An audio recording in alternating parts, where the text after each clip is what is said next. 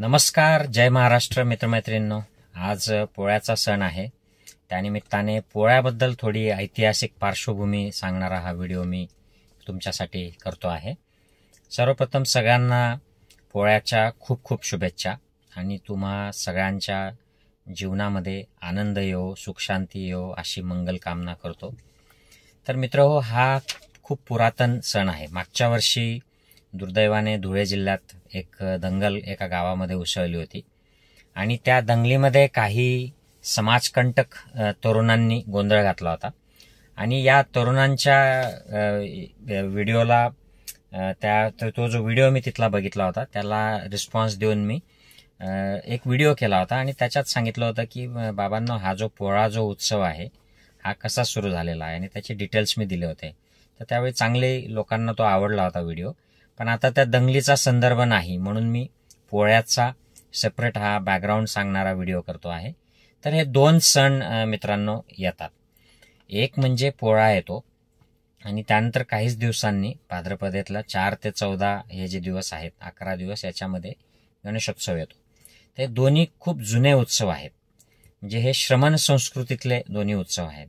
एवढंच नाही तर या पोळ्याचा संदर्भ जर आपण जोडायला गेलो तर सिंधू संस्कृतीमध्ये जे सिम्बॉल्स सापडले त्याच्यामध्ये एक सजवलेला बैल देखील सापडतो. ते ध्यानस्थ एक योगी सापडतो की जो पुढे कुशाण काळामध्ये देखील ध्यानस्थ योगी आपल्याला दिसून येतो बुद्धकालीन. तसा सजवलेला बैल देखील दिसतो आणि हा सजवलेला बैल आजचा पोळामध्ये जो आपला बैल सजतो महाराष्ट्रात, छत्तीसगडमध्ये आणि बऱ्याचशा साऊथ ईस्ट एशियन जे बौद्ध राष्ट्र आहेत इथे देखील ह्या सजवलेल्या बैलांचा सण असतो. आणि त्यानंतर वप्पमंगल उत्सव म्हणजे गणेशोत्सव. आज त्याला गणेशोत्सव म्हटलं जातं. बुद्धकाळी याला वप्पमंगल उत्सव असं म्हटलं जायचं. तर हा शेतीशी संबंधित 11 दिवसाचा असा हा उत्सव असायचा. याच्यामध्ये शेत तयार करणे, गवत काढणे, मग पुढे ते गवताचं तृणवरून ते गणपतीला हे दिलं जातं, ती गवताची जुडी दिली जाते.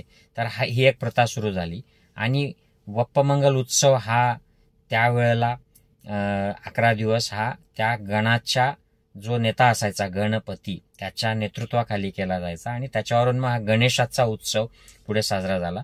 आणि जेव्हा नंतरच्या काळामध्ये जेव्हा गणपती नावाचं एक प्रतीक तयार झालं तर मग हे त्याच्याशी पुढे जोडलं गेलं त्या उत्सवाशी.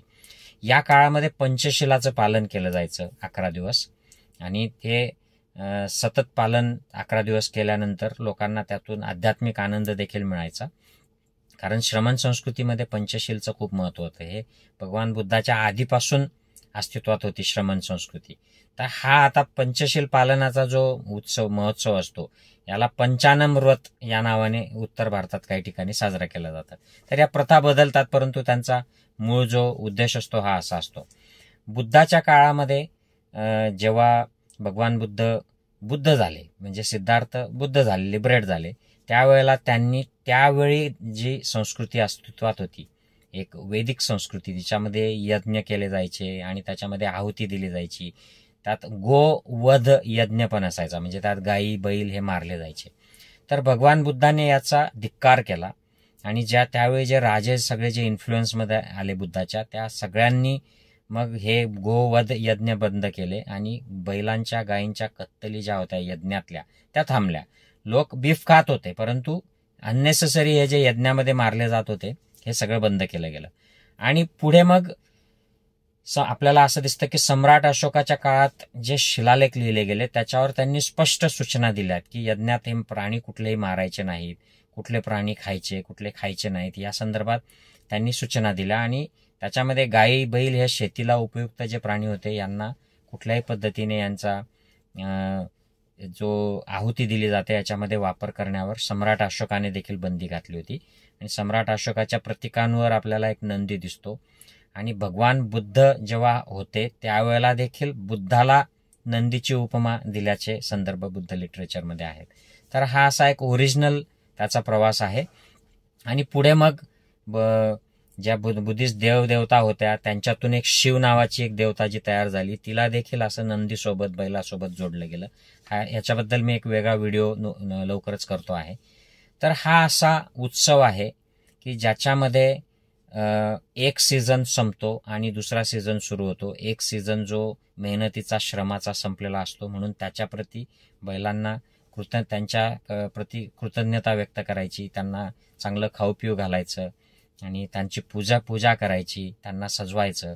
आणि दुसरा सीझन जो येणार आहे की ज्याच्यामध्ये पुन्हा हार्डवर्कच आहे त्यांच्यासाठी, शेतं तयार करणे, त्याला वप्प असं नाव होतं. शेतीशी संबंधित नांगरणी वगैरे ज्या मेहनतीचे कामं आहेत याला वप्प म्हटलं जाईल. आणि आजही उत्तर भारतातल्या काही भाषांमध्ये वपन, नांगरणीला वपन असा शब्द आहे. तर हा वप्प मंगल उत्सव या पोळ्याच्या उत्सवानंतर असायचा. आणि या शेतीशी संबंधित इथल्या जे लोक आहेत भारतभूमीवरचे, की जिला जंबूद्वीप म्हटलं जायचं, जे खत्तीय, खेती करणारे, खेत्तीय किंवा खत्तीय, ज्याला पुढे संस्कृतच्या जेव्हा उगम झाला तेव्हा क्ष हा शब्द आला आणि त्यांना क्षत्रिय म्हटलं जाऊ लागलं. तर असा हा खत्तीय लोकांचा, नागवंशीय लोकांचा, भारताच्या पूर्वजांचा हा सण आहे. आणि या सणाच्या दरम्यान केवळ फक्त प्राण्यांबद्दल आपली आत्मीयता दाखवणे, त्यांच्याबद्दल कृतज्ञता दाखवणे, शेतकऱ्यांबद्दल कृतज्ञता दाखवणे, शेतीच्या संदर्भातल्या ज्या गोष्टी आहेत त्यांचा सन्मान करणे, एवढंच नाही तर याच्यात एक अध्यात्म देखील असायचं. या काळामध्ये पंचशिलाचं पालन करणे, म्हणजे 5 शील स्ट्रिक्टली पालन करायचे. खोटं बोलायचं नाही, चोरी करायची नाही, लबाडी करायची नाही, नशापता नाही, व्यभिचार नाही आणि हिंसा हत्या नाही, असे 5 शील हे पक्के करायचे. आणि त्यालाच पंचानन व्रत असं देखील म्हटलं गेलेलं आहे. तर या पोळ्याच्या सणाच्या तुम्हाला खूप खूप शुभेच्छा. सगळ्यांचं मंगल हो, सगळ्या देशात, राज्यात शांती येवो, सुख समृद्धी येवो आणि आपल्याकडे जी चलबिचल चाललेली आहे ती सगळी शांत हो अशा अपेक्षा करतो. जय हिंद, जय महाराष्ट्र मित्रमैत्रिणींनो.